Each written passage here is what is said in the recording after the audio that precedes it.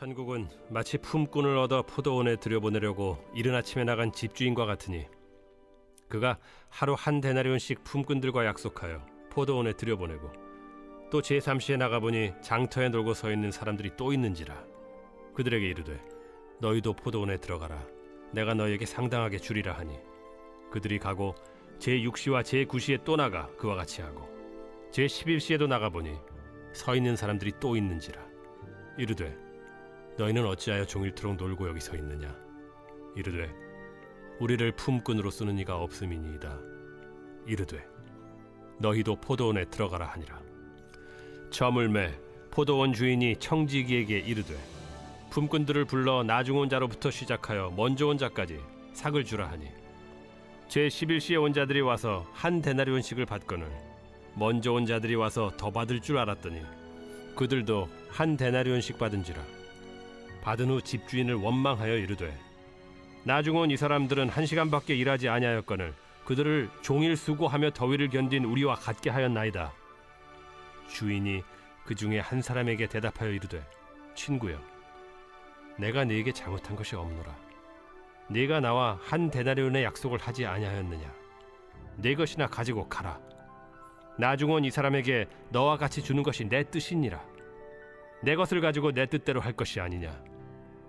내가 선함으로 네가 악하게 보느냐. 이와 같이 나중된 자로서 먼저 되고 먼저 된 자로서 나중되리라. 주님은 사람들이 말씀을 잘 이해할 수 있도록 비유로 많이 말씀하셨습니다. 오늘 본문은 천국 비유입니다. 천국은 마치 그랬잖아요. 천국에 관한 비유. 그러므로 우리는 이 말씀을 통해서 천국의 비밀을 잘 깨달아야 할 것입니다. 잘 깨닫기를 축복합니다. 천국은 마치 품꾼을 얻어 포도원에 들여보내려고 이른 아침에 나간 집주인과 같으니, 이 집주인은 하나님을 말하는 거잖아요. 그래서 천국의 비밀 첫째는 하나님께서 품꾼을 얻어 포도원에 들여보내는 일에 큰 관심을 가지고 계시다는 사실입니다. 이것이 첫째 비밀입니다. 그러니까 먼저 생각할 것은 천국은 하나님으로부터 시작된다는 점입니다.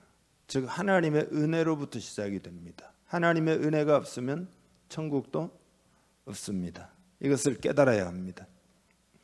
그 은혜로우신 하나님께서 우리에게 큰 관심을 가지고 계셔서 한 사람 한 사람을 포도원으로 부르신다는 것입니다. 포도원은 교회를 말합니다. 그러니까 교회로 부르신다 이 말이죠. 천국을 주시기 위해서. 그리고 한 사람 한 사람에 대한 계획을 가지고 다 부르십니다. 계획을 가지고 부르십니다. 이것도 여러분 꼭 깨달을 수 있기를 바랍니다. 각기 그 부르심이 다릅니다. 부르시는 방법도 다 다릅니다. 그리고 여러분의 할 일도 다 다릅니다. 근데 아무튼 이렇게 부르신다 이 말이죠. 그 부르시는 것이 은혜라 이 말이죠. 은혜. 이 은혜를 깨닫기를 바랍니다.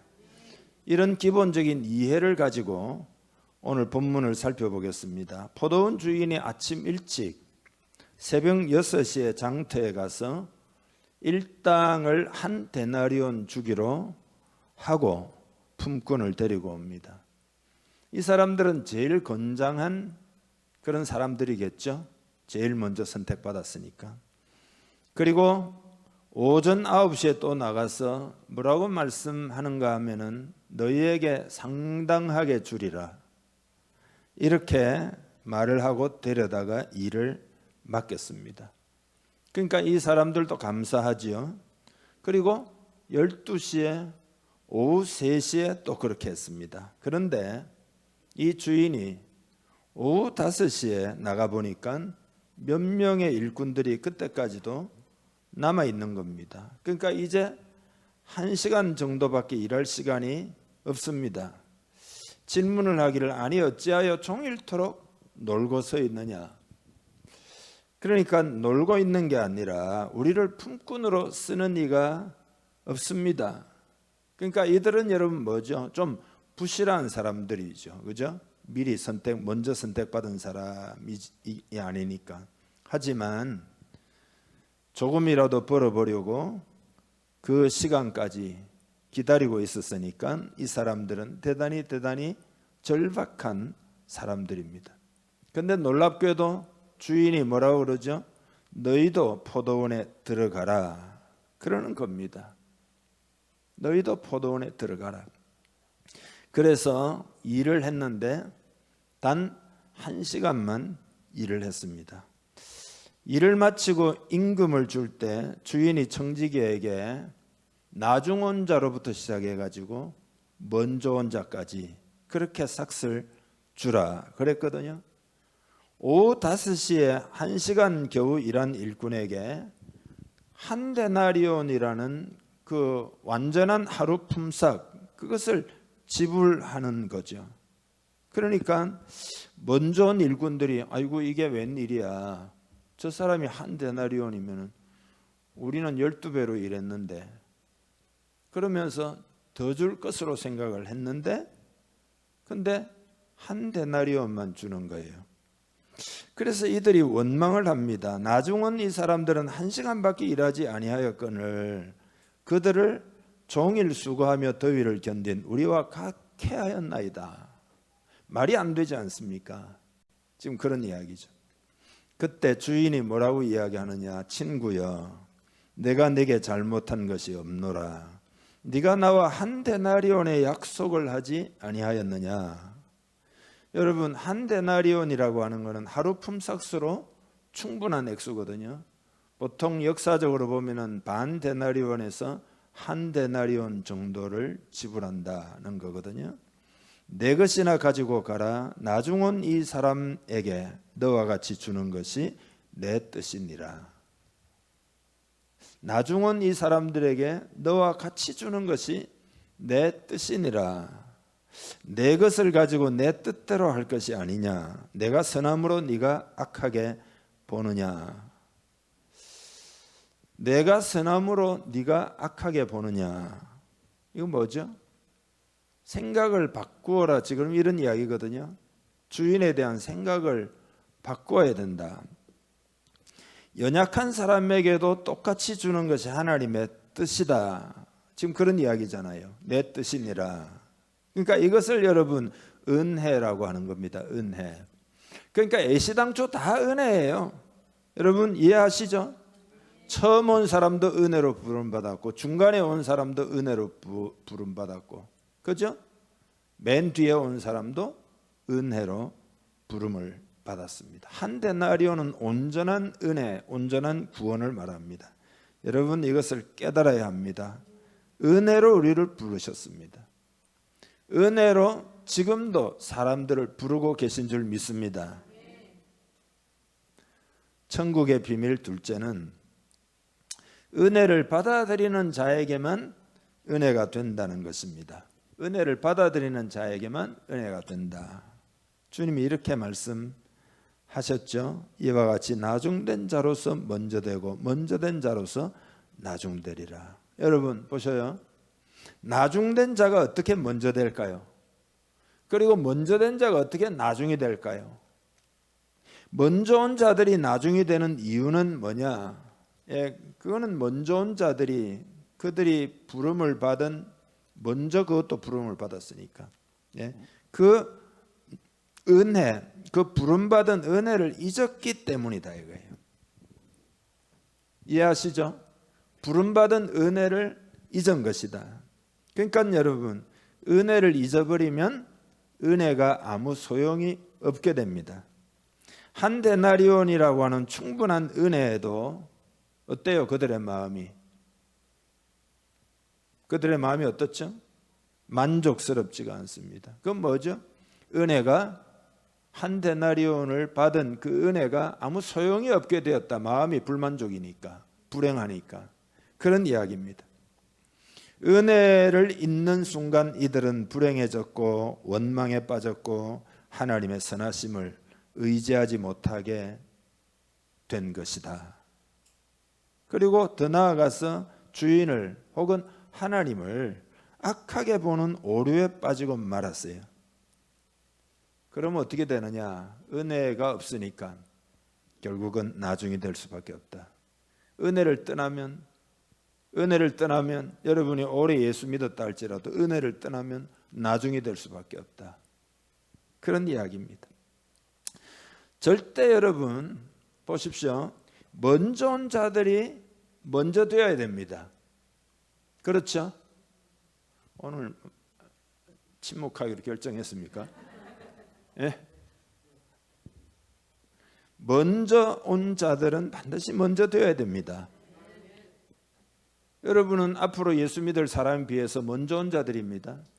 그러니까 여러분이 먼저 되어야 됩니다. 그런데 여러분 나중 온 자들도 먼저 되어야 됩니다. 이게 은혜입니다.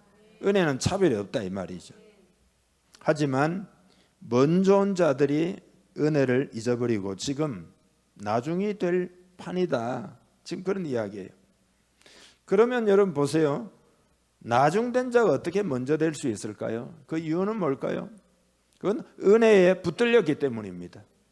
나는 완전히 가능성 없고 오늘 하루 공치는데 주인이 와서 너희도 포도원에 들어가라 그랬다 이 말이죠.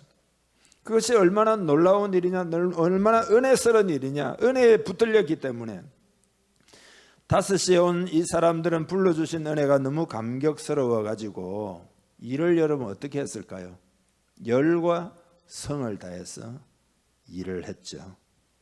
단 1시간, 그리고 또 단 1시간밖에 일을 하지 않았는데도 온전한 한 데나리온을 받았으니까 어때요? 더욱 은혜가 감격스럽고 감사하고 그렇게 살아가는 사람은 어떻게 된다는 거예요? 나중된 자로서 먼저가 된다. 그래서 바울은 이런 은혜를 깨달은 사람이에요. 그래서 자신과 같이 죄인 중 괴수가 구원받는 것을 두고 나에 된 것은 뭐라고 그래요? 하나님의 은혜로라. 그렇게 고백합니다. 그러니까 은혜라고 하는 것은 여러분 깨닫고 받아들이는 자에게만 은혜가 됩니다. 깨닫고 받아들이는 자에게만 은혜가 돼요. 천국의 비밀 셋째는 천국은 감사하는 자의 것이라는 점이에요. 은혜를 아는 사람은 감사합니다. 그리고 여러분 감사하는 자에게 천국 문이 열립니다. 성경을 한 군데 읽어보겠습니다. 시편 100편 4절입니다. 감사함으로 그의 문에 들어가며 찬송함으로 그의 궁정에 들어가서 그에게 감사하며 그의 이름을 송축할지어다. 아멘. 여러분 이 비밀이 큽니다. 오늘 깨닫기를 축복합니다. 은혜에 대하여 감사하는 것은 이제 보셔요. 은혜에 대하여 감사하는 것은 굉장히 본질적인 어떤 것입니다. 은혜에 대하여 감사하는 것은 그러니까 이런 겁니다. 감사를 단순히 여러분 어떤 도덕적 교훈으로 생각하지 말아야 됩니다. 예를 들면 이런 건 거죠. 감사 많이 하면 행복해져. 그리고 감사하면 모든 일이 잘 돌아가게 돼 있어. 사람에게도 자꾸 감사하고 감사하면 그 사람이 도와줘. 감사는 삶의 윤활유와 같은 거야. 그런 단순한 도덕적 교훈으로 생각하지 말아야 됩니다. 이게 그런 정도가 아니에요. 이 감사라는 건 굉장히 본질적인 거예요. 감사함으로 그 문에 들어가며 감사함으로 하나님의 천국에 들어가고 하나님이 임재 앞으로 들어간다는 거예요. 이게 그냥 도덕적 이야기가 아니에요. 10명의 나병 환자가 예수님께 와서 고침을 받는데 9명은 그냥 가고 1명만 예수님께 돌아와 가지고 감사를 표했죠. 그래서 주님이 돌아간 9명에 대해서 안타까움을 표하시고는 그 1명에게 뭐라고 말씀하셨는지 기억하시죠? 일어나 가라, 내 믿음이 너를 구원하였느니라. 여러분 이 스토리를 이해하고 있습니까? 정확하게? 왜 10명 중에 10명이 다 고침받았습니다. 어마어마한 기적을 체험했습니다. 소위 나병이 나았다 이 말이죠. 나병이 나았다. 그런데 왜 한 사람만 구원을 받았을까? 그 이유가 뭘까요? 그는 주님이 어떤 분이신 줄 알았고 주님으로부터 나오는 하나님의 은혜를 알고 믿었기 때문에 주님께 왔다 이 말이죠. 감사했다 이 말이죠. 그래서 그는 구원을 받은 거예요. 시편 50편 23절을 또 읽겠습니다. 감사로 제사를 드리는 자가 나를 영화롭게 하느니 그의 행위를 옳게 하는 자에게 내가 하나님의 구원을 보이리라. 아멘. 하나님의 구원을 보이리라. 그러니까 이건 그냥 도덕적 교훈으로만 생각하지 말라 이 말이죠. 감사는 대단히 본질적인 것이다. 하나님의 은혜에 대하여 깨닫게 된 그 증표다. 그렇기 때문에 그는 구원을 받는 거다. 그런 이야기예요. 그리고 우리의 삶에 은혜에 대하여 감사하는 것은 굉장히 또 능력이 있습니다. 감사는 더욱 더 큰 은혜가 임하도록 하는 통로인 줄 믿으시길 바랍니다.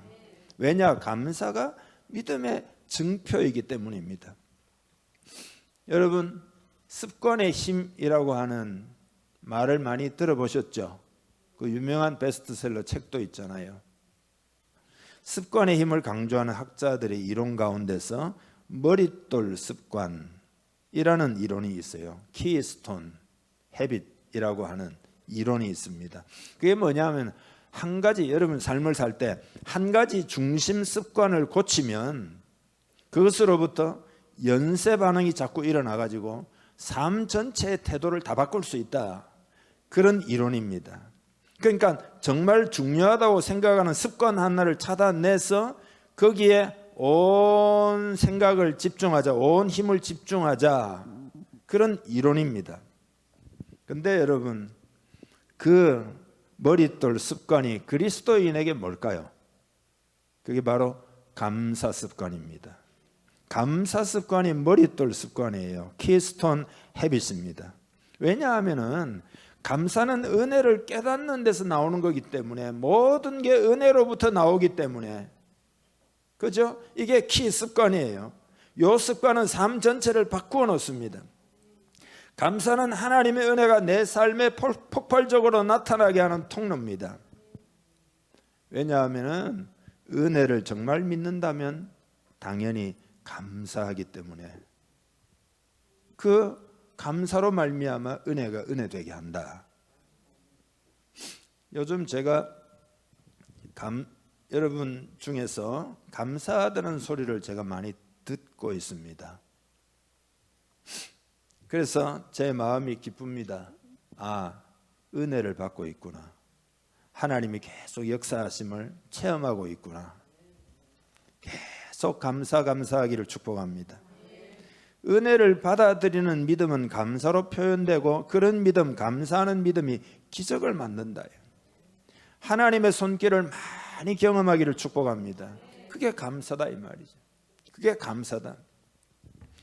성경에 이제 한번 몇 가지 이야기를 보시죠. 다니엘 시대에 간신배들이 다니엘을 죽이기 위해서 그의 기도 생활을 느부갓네살 왕에게 고발해 가지고, 그죠? 느부갓네살 왕이 만든 신상에만 절해야 되는데, 그죠? 고발을 해 가지고 사자굴 속에 들어가도록 계획을 다 짜놓았잖아요. 그런데 다니엘이 개의치 않고 하루에 3번씩 예루살렘을 향하여 기도하는데, 성경에 보면 놀랍게도 감사의 기도를 드리고 있습니다. 한번 같이 읽겠습니다. 다니엘서 6장 10절. 다니엘이 이 조수에 왕의 도장이 찍힌 것을 알게도 자기 집에 돌아가서는 윗방에 올라가 예루살렘으로 향한 창문을 열고 전에 하던 대로 하루 3번씩 무릎을 꿇고 기도하며 그의 하나님께 감사하였더라. 아멘. 여러분 보십시오. 아니 도대체 무엇이 감사하다는 것입니까? 지금 사자굴에 들어갈 판인데, 예? 무엇이 감사하다는 거죠? 하나님의 은혜 가운데 자신이 살아가고 있는 것이 감사하다 이 말입니다. 이건 뭐죠? 믿음으로 감사하고 있는 겁니다. 어떻게 되었습니까? 사자굴 속에 들어갔지만 누구도 생각하지 못한 기적이 일어났죠. 하나님이 사자의 입을 막으신 줄 믿습니다. 할렐루야. 근데 여러분, 이게 우연이 아니에요. 감사의 능력입니다. 그러니까 여러분 보세요. 여러분 그냥 오늘 이 설교를 듣고 그냥 기계적으로 아무 생각 없이 뭐 감사하면 기적이 일어난다 뭐 옛날에도 많이 들었고 지금도 듣고 있고 그러니까 마음에 감사하면 기적이 일어나 이렇게 그냥 단순하게 입력하려고만 하지 말고 그 원리를 생각해 보아야 됩니다. 감사한다라고 하는 것은 은혜에 대한 큰 각성이 그에게 있다는 것을 말하는 거예요. 하나님의 은혜가 역사하여 그 삶에 기적을 일으킨다 이 말이죠. 감사 자체가 기적을 일으킨 게 아니에요. 감사하는 사람에게 하나님의 은혜가 역사한다 이 말이죠. 오병이어로 5,000명을 먹일 때도 어떻게 그런 기적이 일어났을까요? 여러분 보세요. 뭐 주님이 하셨으니까 그냥 기적이, 여러분 믿음이 좋아가지고 뭐 주님이 하셨으니까 그냥 그렇게 되는 거지. 그렇게만 생각하지 말고 성경에 주님 뭐라고 그러죠? 하늘을 우러러 축사하시고 그리고 제자들에게 떼어서 갖다 주라 그러잖아요. 축사하시고 이게 헬라어로 유카리스트인데 숙고해 보고 헤아려 본 후에 갖게 되는 깊은 감사 그런 뜻이에요.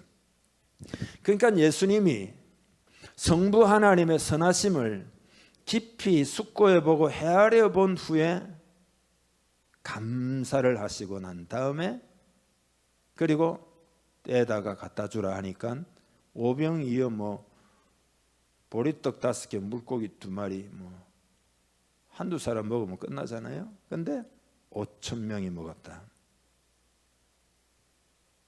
이게 뭐죠? 감사를 통하여 하나님의 은혜가 나타난 줄 믿습니다. 예수님의 공생의 사역 중에서 가장 큰 기적이라고 할 수 있는 것이 나사로가 죽은 지 나흘 만에 부활한, 여러분 그렇지 않습니까? 죽었다가 무덤에서 살아났다 이 말이죠. 그런데 이때도 보면 감사가 아주 중요한 위치에 있다는 걸 알게 됩니다. 무덤 돌문을 옮겨놓고 눈을 들어 우러러 보시고 이렇게 기도하셔요. 아버지여 내 말을 들으신 것을 감사하나이다 그러셨잖아요. 그러니까 나사로의 부활도 뭐죠? 감사의 기적이다 이 말이죠. 그래서 주님이 그 사도 바울이 궁극적으로 주님이 이렇게 기도하라 하십니다. 아무것도 염려하지 말고 다만 모든 일에 기도와 간구로 너희 구할 것을 어떻게 해요? 감사함으로 하나님께 아뢰라.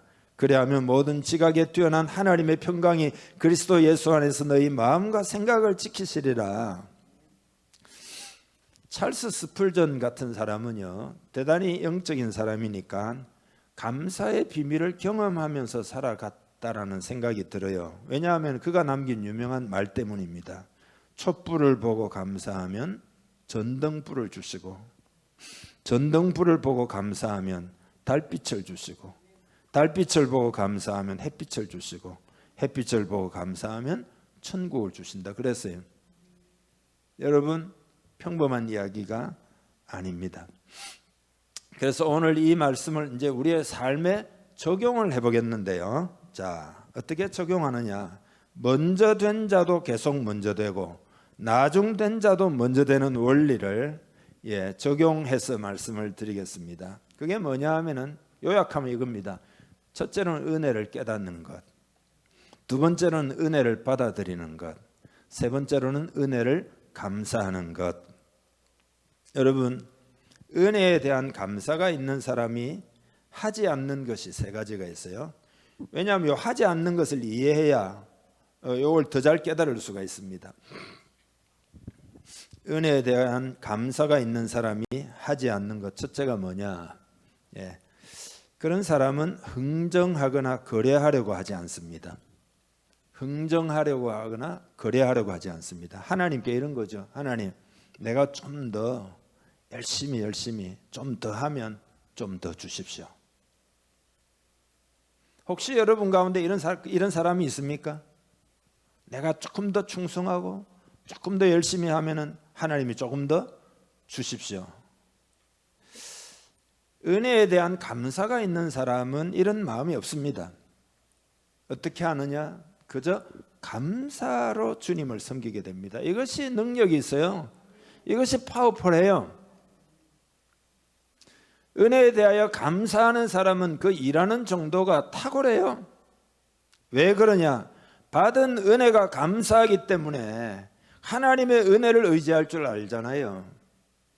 또 감사한 동기에서 일을 하기 때문에 열정이 있기도 하고 은혜를 알기 때문에 은혜의 역사가 그의 삶에 나타난다 이 말이죠.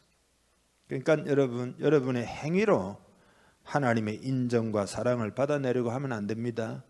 그러면 그건 조건적인 사랑이죠. 아가페 사랑이 아닙니다. 그러면 어떻게 되느냐? 계속해서 여러분은 피곤해집니다. 주님을 위해서 산다 하고는 막 피곤하고 막 또 피곤하고 그러면 어떻게 되느냐? 계속 원망하고 불평하고 그렇게 된다 이 말이죠. 사도 바울이 이렇게 고백을 했습니다. 고린도전서 15장 10절입니다. 그러나 내가 나 된 것은 하나님의 은혜로 된 것이니 내게 주신 그의 은혜가 헛되지 아니하여 내가 모든 사도보다 더 많이 수고하였으나 내가 한 것이 아니요 오직 나와 함께 하신 하나님의 은혜로라. 할렐루야.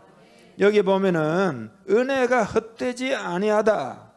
내가 모든 사도보다 더 많이 수고했다 그래서 여러분 이해하시죠? 더 많이 수고하지 않는 것은 은혜를 헛되이 하는 거다 이런 뜻이잖아요. 하나님이 나에게 주신 은혜가 헛되지 않습니다. 더 많이 수고할 수 있었습니다. 그 은혜에 대한 감사 때문에. 그렇지만 그것도 뭐예요? 내가 한 것이 아니요 오직 나와 함께 하신 하나님의 은혜로라. 할렐루야.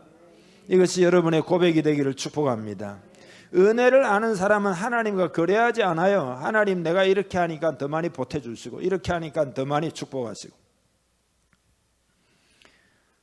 그리고 은혜가 풍성하신 하나님을 바라보고 신뢰하기 때문에 이런 사람은 일하는 수준이 달라요. 그런 사람 되기를 축복합니다. 탁월한 사람이 되기를 축복합니다. 주인이 이렇게 원망하는 사람에게 이렇게 이야기하죠. 내 것을 가지고 내 뜻대로 할 것이 아니냐. 내가 선함으로 네가 악하게 보느냐. 이 말씀 뭐죠? 이 사람은 주인의 선하심에 대한 이해가 없다는 이야기잖아요. 우리로 말하면 하나님의 선하심에 대한 이해가 없다는 이야기잖아요. 그렇죠? 그러니까 원망을 하는 건 뭐냐? 하나님의 선하심을 의심하고 있기 때문입니다. 은혜의 하나님이심을 모르기 때문입니다. 은혜의 하나님이심을 알면 어떻게 되느냐? 하나님 앞에 나아가서 기도하죠. 나는 하나님의 은혜를 의지합니다. 하나님의 영광이 나타나기를 원합니다. 영혼을 구원하기를 원합니다. 그리고 내가 이러이러한 일이 필요합니다. 때로는 돈도 필요합니다. 은혜의 하나님을 알면 기도하게 된다 이 말이죠.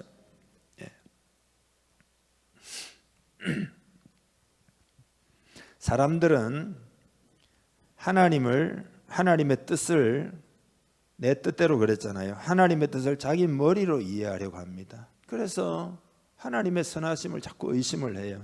그래서 원망하고 그래서 불평하는 겁니다. 이런 오류에 빠지지 않아야 할 줄 믿습니다.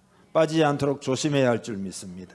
자기 잣대로 하나님을 판단하려고 하는 오류에서 벗어나야 됩니다. 그래서 자기 가진 뜻과 생각으로 하나님을 바라보면 하나님의 선하심이 느껴지지 않을 가능성이 높습니다. 그래서 저도 많이 들었습니다. 하나님 왜 이렇게 나를 어렵게 하시나? 왜 하나님 나는 축복 안 하시냐? 왜 하나님 내 기도 안 들어주시냐? 그러거든요. 하지만 여러분 하나님의 선하심을 믿으시기를 바랍니다.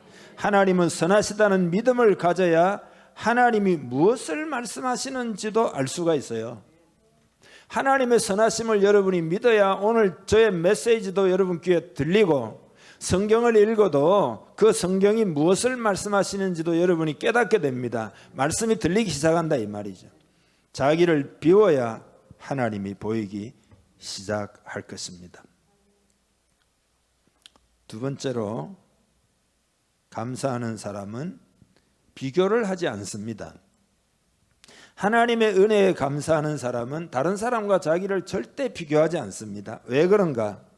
자기에게 주어진 은혜가 너무 분명하기 때문입니다. 그래야 여러분 세상을 이기고 극복할 수 있습니다. 세상에 나가면 다 눈이 있잖아요. 비교하게 됩니다. 저 사람은 잘 되는데 저 사람은 신통찮게 사는데 뭐가 잘 되네. 이게 여러분 그렇게 되면 불평 원망이 돼요. 은혜에 대해서 감사하는 사람은 비교 안 합니다. 비교할 필요가 없어요. 왜냐하면 내게 베푸신 은혜가 너무 귀하고 내게 베푸신 은혜가 너무나 절대적이기 때문입니다. 그리고 이런 사람은 눈치 보고 할 것도 없어요. 일할 때 말입니다. 남이 한 것만큼 해야지. 사드락이 아니고 누구죠? 아나니아 삽비라처럼, 예? 남 눈치 보고 바나바가 이렇게 했으니까 나도 그만큼 이렇게 표시는 좀 내야지. 그런 마음이 없어요. 오후 5시에 들어온 품꾼이 뭐 비교하고 하겠습니까? 예, 눈치 보고 하겠냐 말이죠. 그 은혜가 감사하니까 최선을 다해서 1시간 동안 일했겠죠. 기쁘게 일했겠죠. 우리 한국 사람은 눈치를 좀 많이 본다 이런 말이 있잖아요. 이런 말이 있어요. 프랑스 사람들은 유머를 하면 유머인데 이러면서 말을 하기 시작하면은 상상을 미리 하고 말하기 전에 웃는데요. 근데 영국 사람들은 말을 다 듣고 웃는데요.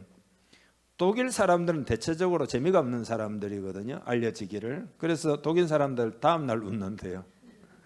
한국 사람들은 다른 사람 웃는 거 보고 웃는답니다. 뭐 그런 말이 있어요.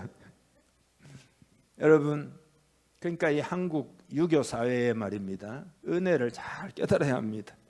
예.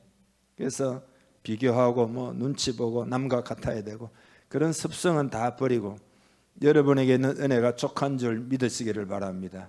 충분한 은혜가 있으니 부족하다고 생각되는 부분은 계속 응답받을 때까지 은혜 하나님 붙들고 기도하면 된다 이 말이죠. 아침 일찍 들어온 일꾼은 자기도 한 데나리온을 받자 비교한 거잖아요. 마지막 주 한 데나리온, 나는 최소한 한 3데나리온은 받겠구나. 오늘 수지 맞았다. 그러나 한 데나리온밖에 안 받으니까 불만을 터뜨린 거죠. 그러니까 이건 한 데나리온의 가치를 생각하지 못하고 있는 거죠. 그건 하루 품삯으로 충분한 거예요. 그것의 가치를 모르고 감사가 없었다 이런 이야기예요. 충분한 은혜를 받고서도 감사를 놓쳐버리고 말았다 그런 이야기죠. 폴 호크라고 하는 교수는 우울증을 연구했는데요. 우울증이 어디서 오느냐? 끝없이 남과 자신을 비교평가하는 비교의식에서 생긴다 이렇게 이야기했어요. 그러니까 자기를 있는 그대로 받아들이지 못하고 다른 사람과 비교하면서 스스로 자기를 불행하게 생각하면서 비하시키기 때문에 우울하다. 은혜가 여러분에게 임하면 그거 다 극복할 수 있습니다. 혹 여러분 마음에 우울증이 있다면 은혜로 다 승리할 수 있습니다. 약속한 한 데나리온, 하루 품삯으로 충분한 한 데나리온 받았으니까 자신과 주인만 생각하면 완전히 그건 공평한 것이고 완전히 은혜죠. 비교할 이유가 아무것도 없다. 그래서 주님이 바울 보고도 내 은혜가 네게 족하다. 바울도 비교할 마음이 때때로는 생겼던 것 같아요.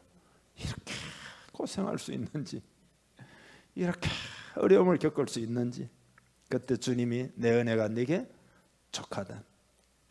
세 번째로 은혜에 대해 감사하는 사람은 공로의식이라는 게 없어요. 공로의식이 뭐죠? 내가 공을 세웠으니까 더 대접을 받아야 된다. 이게 공로의식이죠. 오후 5시에 들어온 사람이 무슨 공로의식이 있겠어요? 감사의식만 있죠. 난 은혜 받았다. 난 감사하다. 난 혜택을 받았다. 난 복을 받았다. 그 생각밖에 없죠. 그래서 참된 신앙에는 공로의식이 설 자리가 없어요. 전부 은혜입니다.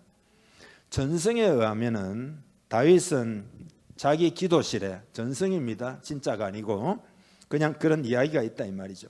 만들어낸 이야기일 가능성이 뭐 99.9%겠죠. 그러나 생각해 봄직합니다. 기도실에 목동 시절에 입었던 의상을 옷을 늘 걸어 놓았다.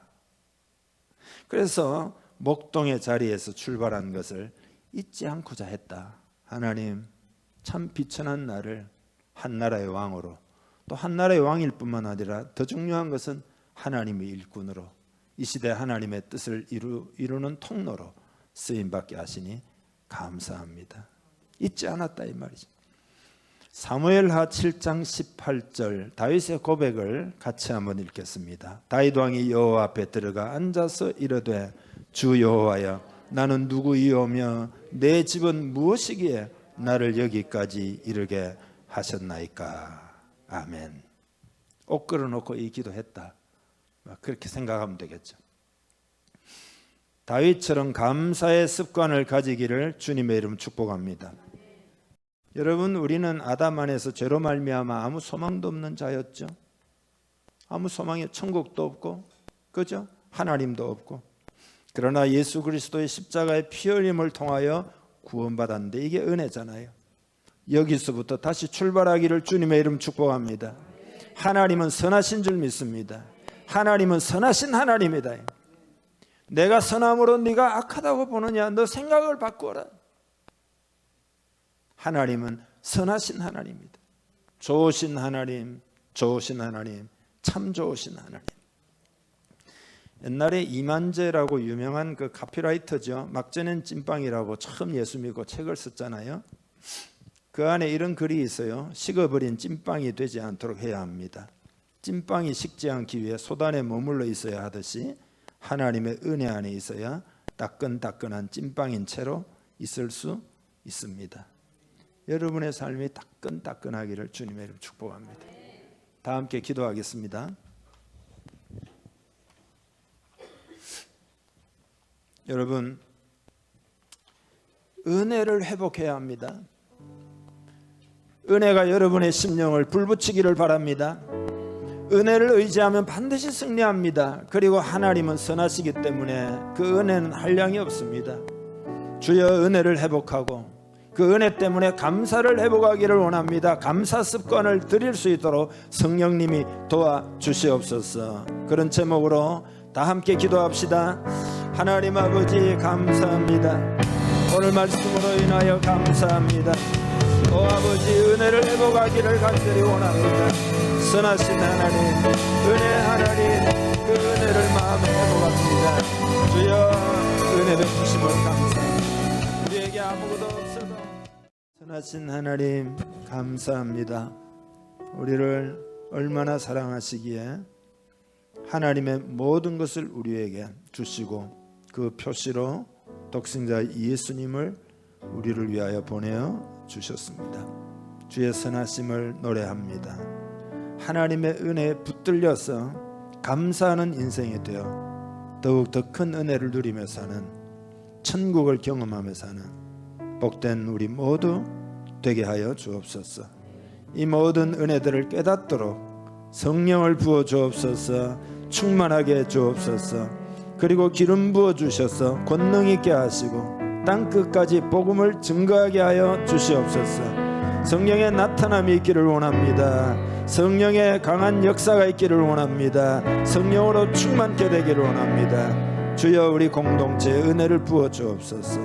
오순절의 역사가 있기를 원합니다. 기름 부음 받아 크게 승리하는 우리 모두 되게 하여 주시옵소서. 감사하며 예수님의 이름으로 기도하옵나이다.